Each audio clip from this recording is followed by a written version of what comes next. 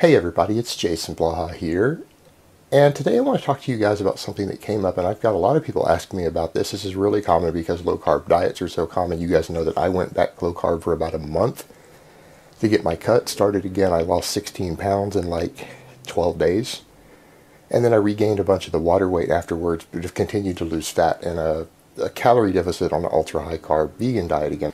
And so let's talk about some of the satiety and psychological issues that go along with people who go from low carb to eating carbs again, because they run into a lot of problems. They get a lot of questions about this. And it is common because people have that carbophobia in the bodybuilding world, the fitness world, all among the low carb world. People are convinced that the stuff like carbs convert to fat and all this other nonsense that isn't biologically true at any significant rate under normal conditions. The low carb diets work by suppressing appetite from the ketones in your bloodstream, and it's not done through a positive manner in your body. It's done because you don't feel good. It makes you feel sick, and therefore it reduces appetite, but it's not really the healthiest way to do so. And anyone who's arguing, oh, that ketosis is perfectly healthy, I'm sorry, it isn't. There are problems associated with it. It's not an ideal condition to have your body in, but it can be an effective method of weight loss. So let's discuss the issues with it. The first thing is, I always get people who say, well, I go back to eating carbs and I want to gorge on carbs all the time, which we all get that. I get that, and I feel like I way overeat. I can't control my calories, and I get low blood sugar. My blood sugar spikes and drops back down, and I feel terrible. Well, for that first one, your insulin sensitivity should be pretty good if you train regularly. So if you're getting spikes in your blood sugar and then it drops down low again, you're eating the wrong carbs. You're not getting enough fiber in your diet. That's probably because you're eating white pasta, white bread. Now, before we go to the others, white rice and white potatoes can be fine if prepared correctly. You're not going to get that effect. But with the others, you're generally going to get that. You go back to eating all this white flour, all this table sugar, you're going to get that. Or if you're not used to it, you haven't adapted to really high carbs long enough, if you're getting 50% of your calories from fruit, you're going to get those spikes in blood sugar. What I recommend in that situation is high fiber carbs. Going back to things like the refried beans. You add beans to white rice, that effect will go away.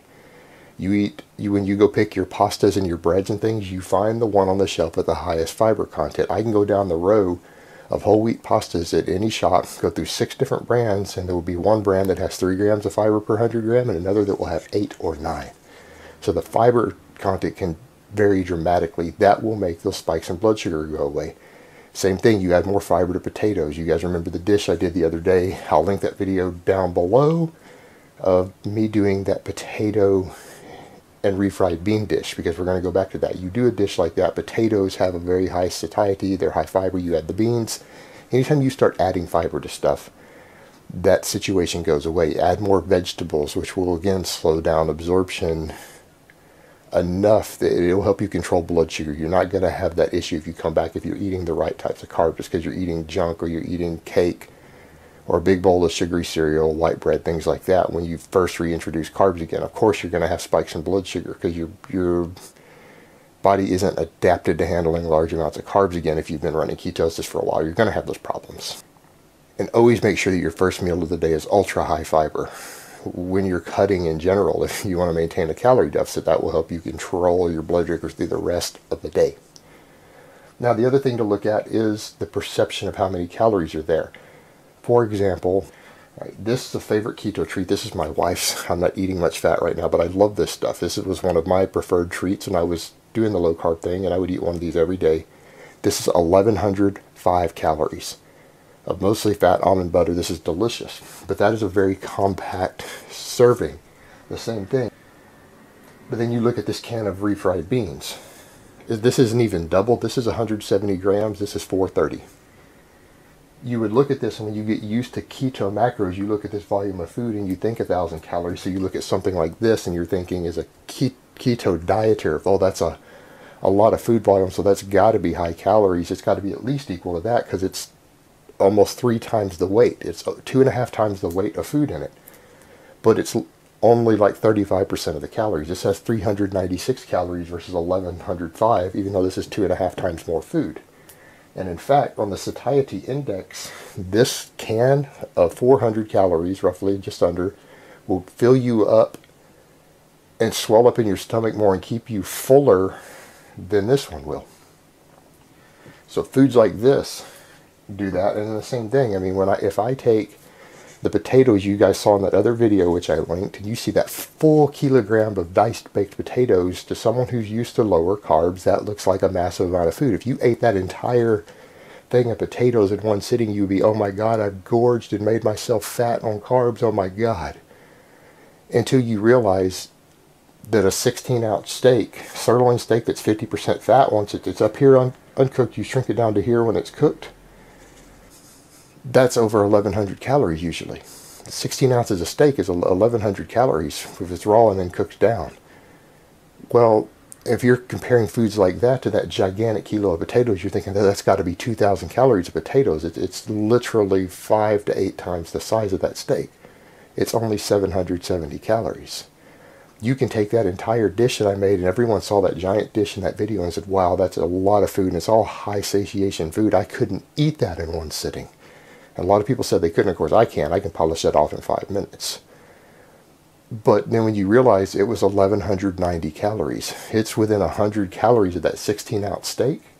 It's within 100 calories of this jar of almond butter, traditional low-carb ketogenic foods. So when you're stuck in that mindset, you're thinking, oh, I'm gorging on carbs, until you realize you've only eaten 2,000 calories for the day.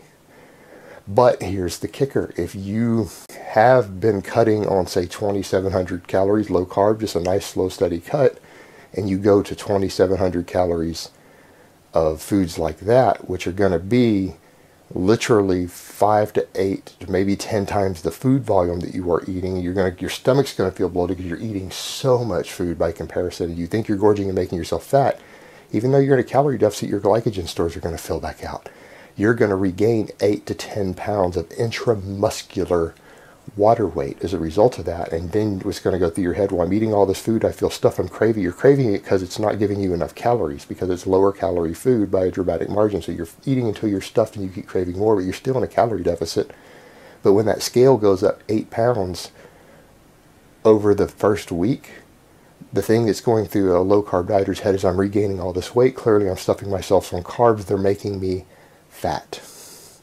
When in reality, all they're doing is refilling out intramuscular glycogen, which is giving you more muscle weight, which is actually causing you to speed your metabolism up just slightly. You're going to burn more calories. And you're still in a calorie deficit, but because you've regained the water weight and you're eating the gigantic volumes of food, the low carb dieter in their head, they're thinking, I'm getting fat, I'm gorging on carbs, I'm gaining weight, I'm overeating. Because of that mindset of you think you're supposed to be glycogen depleted with low water weight. You think that large volumes of food must be tons of calories, and that's not true. If you're actually eating a proper high carb diet that's full of high fiber foods, lots of vegetables and stuff added in on top of that, and high satiation carbs, the amount of food you're eating versus calories is an absurd ratio compared to what you're used to. So it's a mental trick being played in your mind.